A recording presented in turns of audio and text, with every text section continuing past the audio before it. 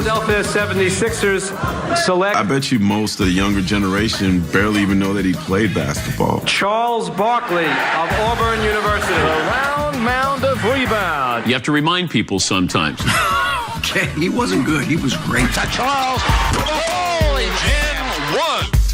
I mean, my God, man, this kid right here, boy, he did whatever he wanted to do on the court. You know, when you saw him in his uniform, you thought he was 6'8", 6'9". You know, just when he would step on the floor with them, then you'd see him in street clothes and go like, man, this guy's not that big. His ability to get to the ball was amazing. I don't think there'll never ever be another 6'4" player can do what I do. He's Muhammad Ali of basketball. He'll walk it like he talks it. There have been people that said, well, he's Charles Barkley-like, but there's been only just one Charles. You know, we think Zion Williamson's special. He'll be lucky to get close to Charles Barkley when it's all said and done. The night he's going to win the MVP, okay, we go to my bar. It was confirmed that Charles was going to win the MVP. So I got on the mic, I stand on the bar, get the mic, and I announce that Charles Barkley, before anybody even knows it, has just won the MVP of the league. And the place goes nuts, and we do a little spotlight on Charles, and drinks all around. Just one of those, you know, iconic nights that a kid from Traverse City, Michigan, now he's standing on his own bar, announcing his teammate, who's the MVP of the whole NBA. It's pretty cool when you think about it.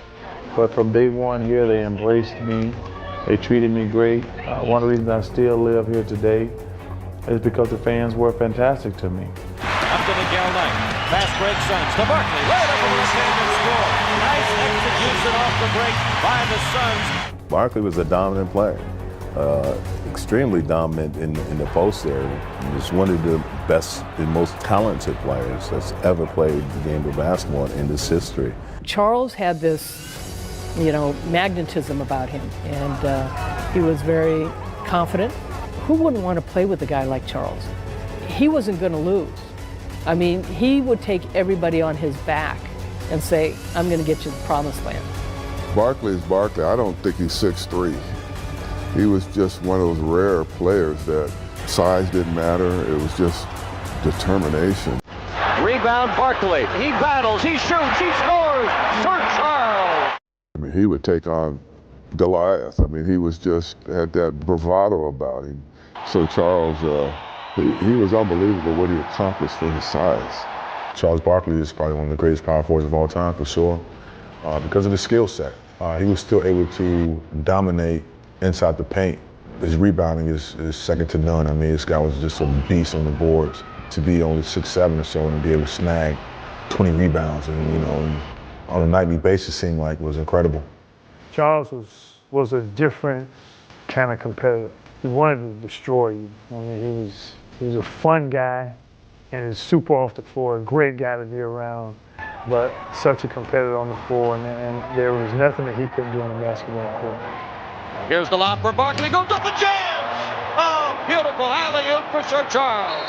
He could get on the roll when the team's down, and he could create a 10-0 run by himself. And we knew we had a superstar. And not only a superstar, we had a person who could sway the officials one way or the other by his aggressiveness, by his physicality, and that was unheard of besides Karl Malone in the Western Conference.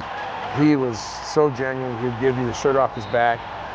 Great teammate, cared about winning more than anybody I've ever played with as far as when the game started, hated the practice, was the worst practice player in the world. Sometimes, you know, when you talk to a baseball pitcher who has a big night and they'll say, look, I really didn't feel it in the bullpen beforehand, didn't feel like I had my great stuff, and he throws a one-hitter.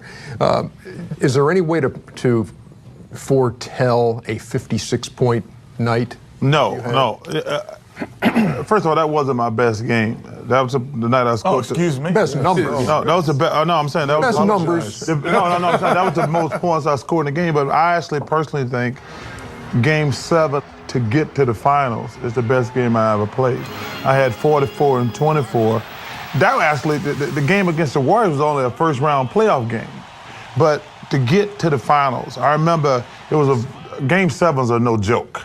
But to get to the finals for my first time and to score 44 and 24, that's the best game I ever played. The game against C. Webb and those guys was just revenge. That was by Byron Houston.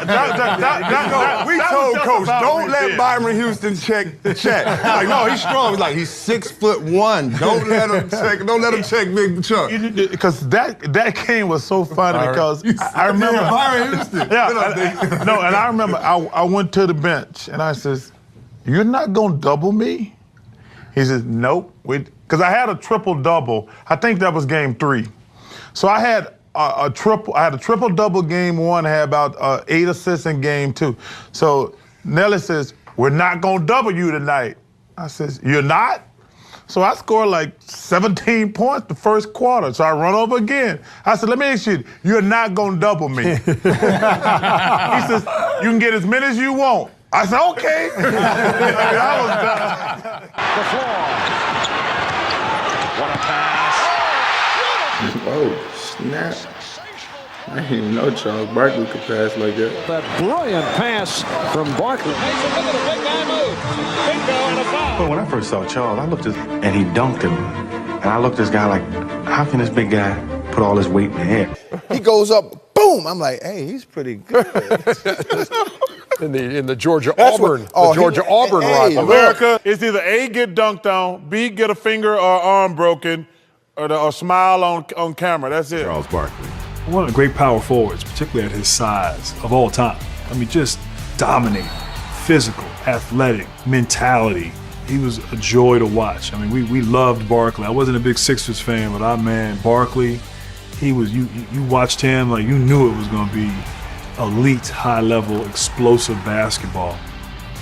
And then he became this incredible personality and a television star, media darling, and to the point now where I think if you're not old enough, you don't really understand or appreciate just how good he was as a player. As entertaining, as successful, as famous as he is as a broadcaster, he was the same thing, the same level as a basketball player, one of the best ever. I don't even know if you appreciate from watching old footage. Like you had to just lace him up, go bump with him, see it for yourself. Man, this guy right here was incredible. Miller underneath, off the backboard. Oh! And the Suns win it. Charles Barkley. I had a real game plan against Chuck, trying to make him shoot that little fadeaway jump shot if I could get him to turn and just fade away and get a hand up, use my length. Because he was just a guy that had a great gift and a great motor for going to the offensive glass, and ended up being the MVP when he was down in Phoenix and get to the finals and just got better and better and better. And we had a lot of good battles through our careers. Whose career would you want? Everything, head to toe. Scottie Pippen or Charles Barkley? I can have Barkley's career post-basketball. And basketball. Yeah. Or would I rather be Scottie Pippen or Charles? I'd rather be Where Charles do you stand Barkley. on that? Wow, that's very difficult, because if you're going to embody the totality of both careers, because now you can put in Charles's post careers. Let's not forget he's won a couple Emmys as well. So to me, those are his championships. Those are like the 6 rings Scottie has. And you're right. Charles is beloved worldwide. Not to say that Scottie is not, but Scottie is loved worldwide because he played with Michael Jordan and he has 6 championship rings. Yeah. Charles is beloved not only what he did on the court, because he was one of the handful of top power forwards and players of his time, but because of what he does on a nightly basis on TV and what he says. And on top of this, because people don't talk about this with Charles, his generosity. He is continually giving to the inner city and making sure people have better lives that people do not talk about with Sir Charles. So having said all that, I would probably go with Sir Charles, because if you're adding everything up, I like the lifestyle of Charles. And he does